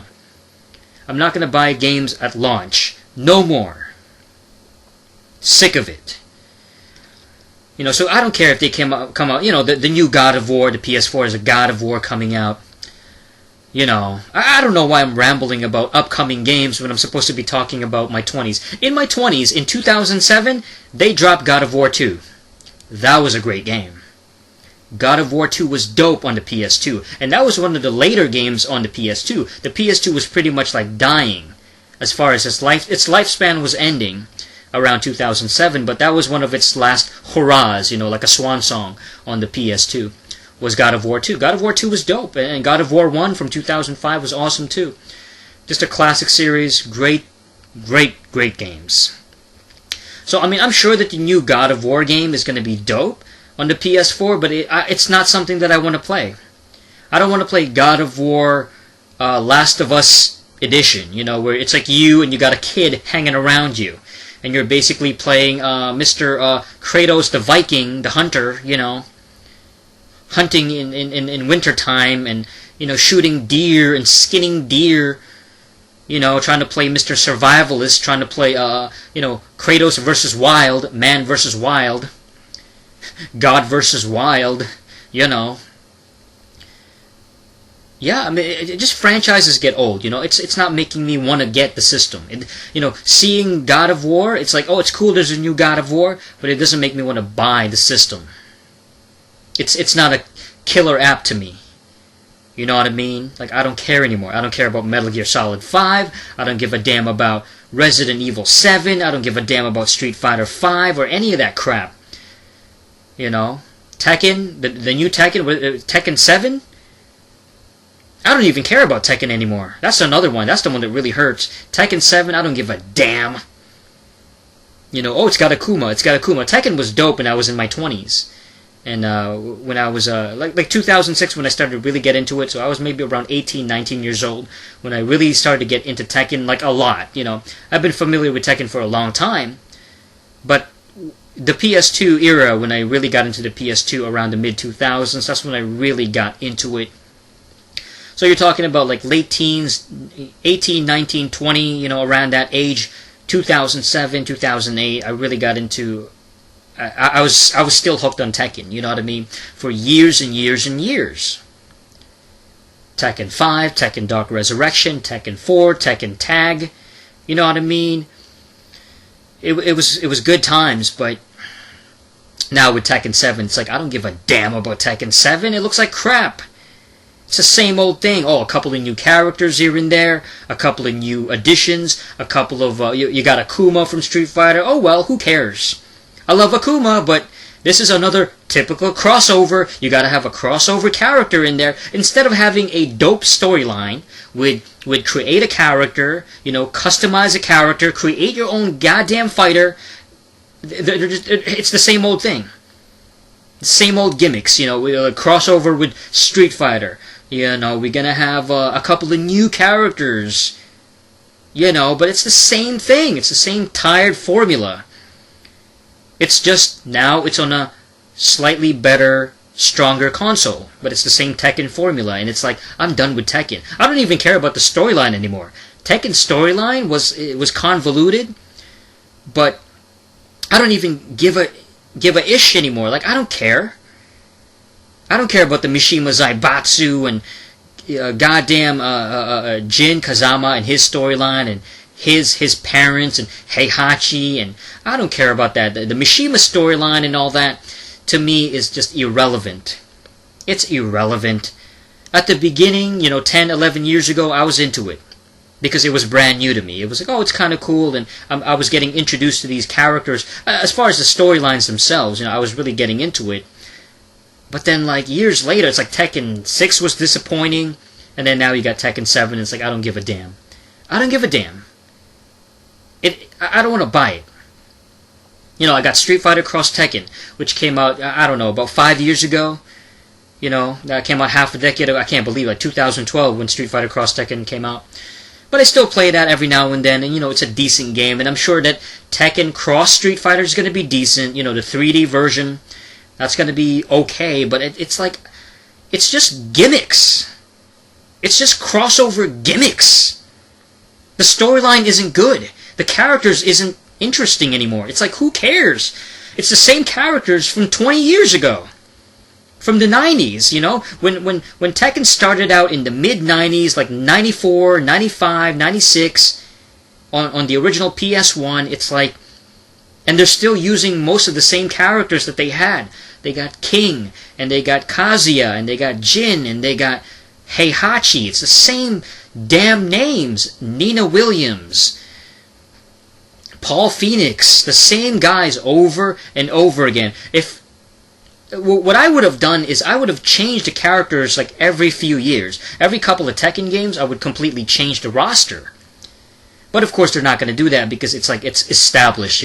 These are our official characters. We got to use King. We got to have Heihachi. We got to have Jin. We got to have Nina. We got to have Anna and Paul and everybody.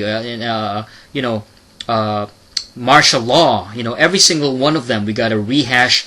And even though the stupid tournaments have been going on for like 20 years, oh, there's a new Tekken tournament, a new Iron Fist, King of Iron Fist tournament again, and it's the same fighters from 20 years ago? Give me a freaking break! The UFC doesn't have that. We take a look at real life fighting and combat sports like boxing and the UFC, mixed martial arts. You don't have fighters from 20 years ago trying to relive their stuff, aside from a few veterans here and there. Maybe there's a few fighters, but they're not being promoted as like top guys. There's always fresh blood. There's always fresh veterans that's fighting. There's always somebody new.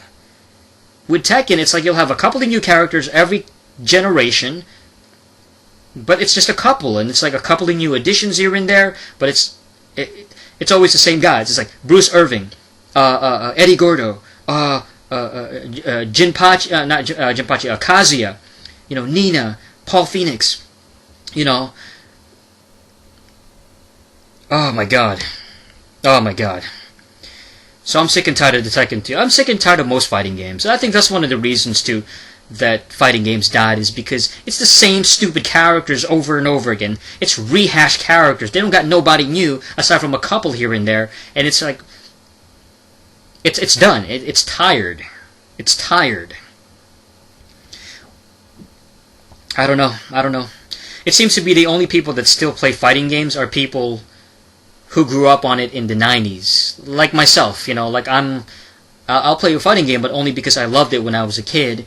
And I grew up in that arcade fighting game experience, back in the late 90s and the early 90s, early mid-90s, and playing it on the console in the late 90s.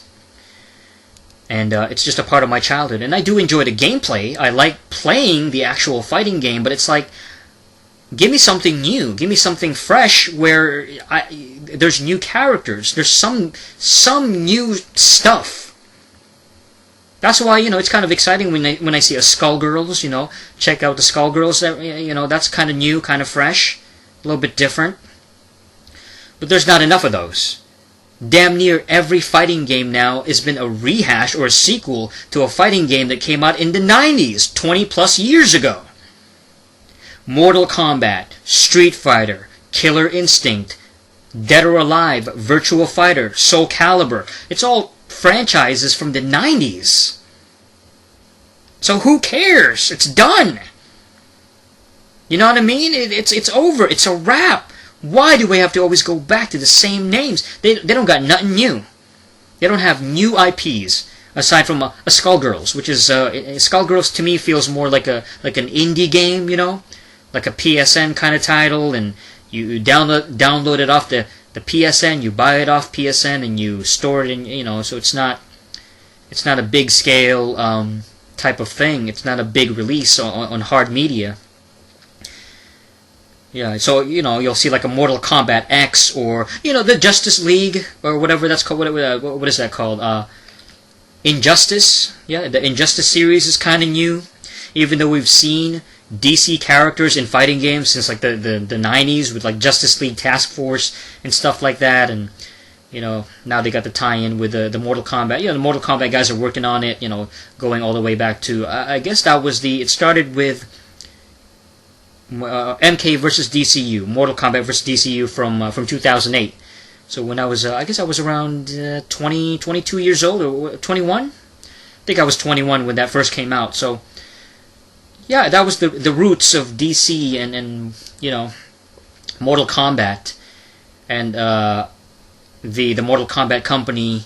I think it's NetherRealm Studios. I could be wrong, but yeah, NetherRealm or whatever, doing the Injustice series. So that's cool. I mean, that's fine, but that's one franchise, and Skullgirls. So that's a couple, two new series from the past I don't know, 4 or 5 years, and that's about it. Like fighting games to me have pretty much died. Nobody cares about fighting games no more, and that's just the way it is. So in my 30s, I still play fighting games. I still like it. I don't think I'm ever going to get bored of it or tired of it, but as somebody who's now in my 30s, I'm no longer in my 20s. I'm not a teenager anymore. I'm not even a kid from the 90s anymore. I'm not like a 7-year-old, 8-year-old kid. It's like fighting games are a relic of the 90s. It's a relic of 20 years ago, 20 plus years ago, 25, 26, years ago, and it's so long ago. I don't know. Anyway, I was supposed to be talking about my 20s and what I learned. I guess I'll be making more videos. I think that's it for now. I think I've been rambling way too long, and I just wanted to get some stuff off my chest. This is far from over. I want to talk about some other stuff. I want to cover more topics too, not just video games and wrestling and crap like that. Talk about some other stuff that I learned in my 20s at a later video. But that's it for now. Thanks for watching this episode of the Review Space. Until next time. Peace.